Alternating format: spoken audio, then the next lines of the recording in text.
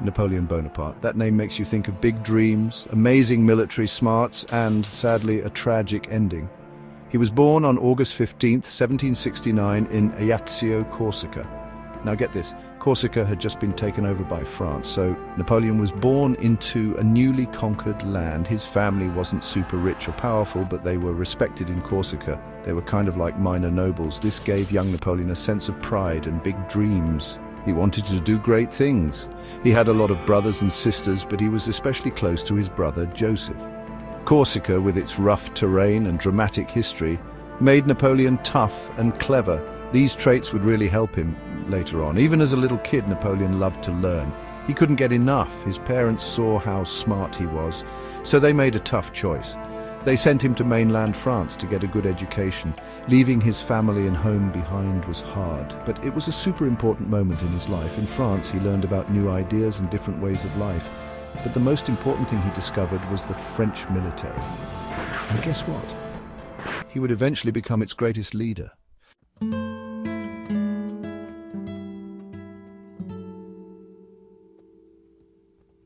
Picture this. 9-year-old Napoleon arrives at Brienne-le-Château. It's a tough military school, known for its strict rules and hardcore lessons. Out in the French countryside, this young kid from Corsica is suddenly surrounded by all things military strategies, battle plans, and war stories. While other kids struggled, Napoleon was a natural. He soaked up knowledge like a sponge. He read every book he could find on famous generals like Alexander the Great and Julius Caesar. His teachers saw how talented he was and helped him develop his skills. They gave him the tools he would later use to become a brilliant military leader. But life at Brienne wasn't always easy for Napoleon. Gap 2S. Some kids picked on him because he was from Corsica. They treated him like he didn't belong. Even though this hurt, it made him even more determined. He wanted to prove everyone wrong. Then, in 1784, when he was just 15, Napoleon did so well at Brienne that he got a spot at the super-fancy École Militaire in Paris. There he learned all about the newest cannons and engineering, making him even better at planning battles. Napoleon's time in Paris was during a really important time in French history. New ideas about freedom and individual rights were spreading among the French people.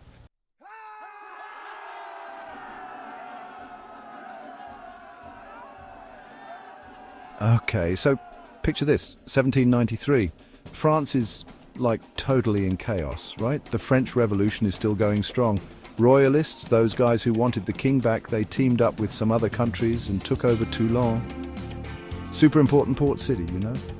The revolutionary government is freaking out. They need Toulon back. So they turn to this like kind of unknown artillery guy, Napoleon Bonaparte, Gap 2S. This is a huge moment for Napoleon. He gets to Toulon and it's a mess. Total disaster. But Napoleon, he's not worried. He checks things out, sees where the royalists are weak. He figures out they got to take this fort, Le Guillet. It's like the key to the whole thing. Now the other officers, they're all, whoa, hold on, that's way too risky. But Napoleon, he's got a plan, a daring plan. He tells the Republican troops, let's go. They attack Le Guillet. Big, crazy battle, lots of fighting. Boom, the Republicans win. They take the fort. That's the turning point. Toulon gives up pretty quick after that. Big win for the revolution and for Napoleon. Suddenly everyone knows his name. He's like a super important guy in the army now.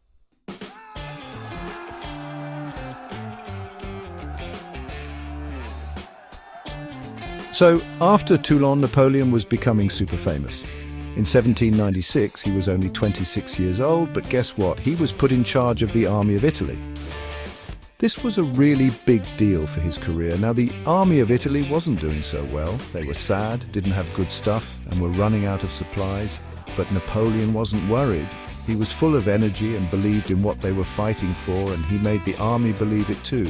He gave big speeches about how awesome they were and all the glory they would win. Napoleon's battles in Italy were like something out of a storybook. He was so smart about how he fought. He won big battles at Lodi, Mantua and Rivoli, and that kicked Austria out of northern Italy. Then, in 1797, they signed a peace treaty, the Treaty of Campo Formio. This gave France a lot of land. When Napoleon came back to Paris, everyone went wild. He was a hero. Everyone was talking about him and his victories.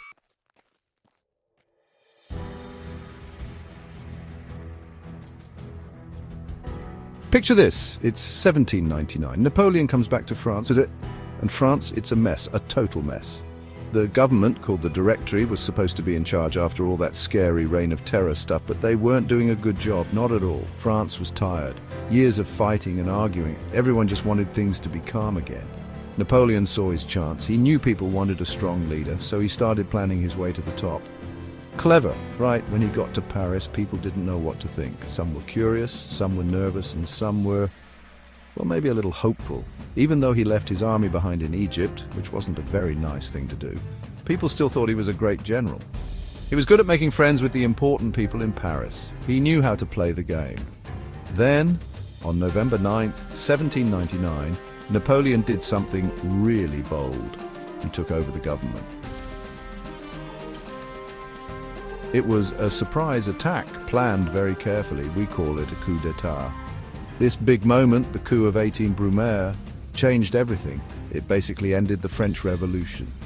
Just like that, the army liked Napoleon, and so did some important politicians. So he started a new government called the Consulate, and guess who was in charge? Napoleon.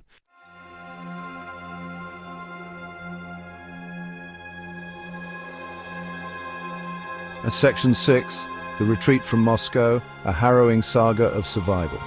The capture of Moscow, which Napoleon had envisioned as the crowning achievement of his Russian campaign, proved to be a hollow victory.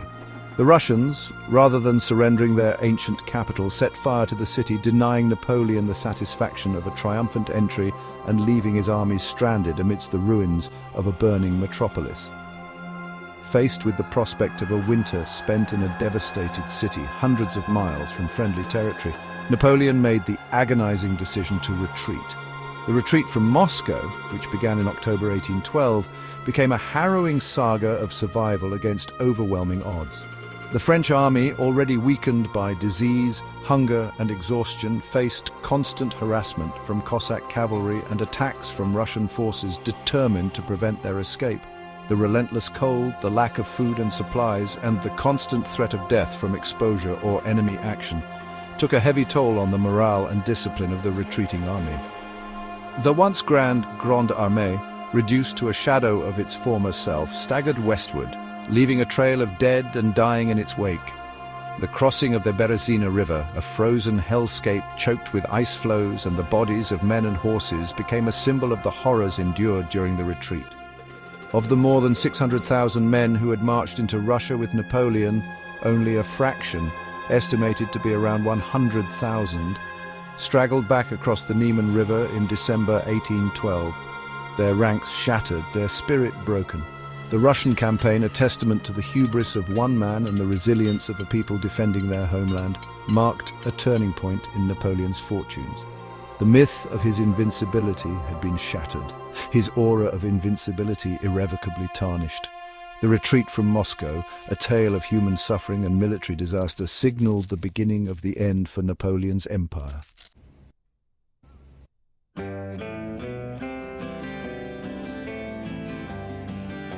Picture this, 1815.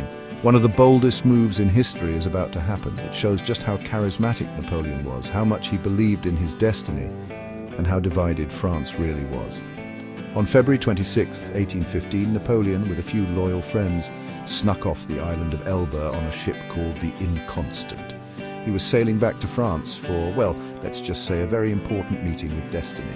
News of his escape zoomed across Europe like lightning. The leaders who had just celebrated his defeat were totally shocked. Napoleon's trip across the Mediterranean Sea was super risky.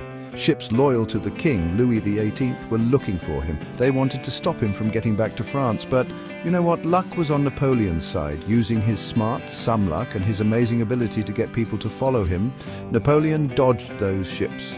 He landed in France near Cannes on March 1st, 1815. People were surprised, nervous, and maybe a little hopeful, all at the same time. See, King Louis wasn't very popular. He hadn't won over the French people. Napoleon was great at getting people on his side. He was also seen as a symbol of France's greatness. He used this to make himself look like France's rescuer, the only one who could make France powerful again. His trip from Cannes to Paris was like a big parade. People cheered, waved flags, and joined his army. Even soldiers who were supposed to arrest him switched sides and joined him. They just couldn't resist Napoleon's charm and the idea of France being great again. By March 20th, 1815, Napoleon walked right into Paris without a fight. King Louis had already run away. This short but super important time in French history is called the 100 Days, and that's how it all began.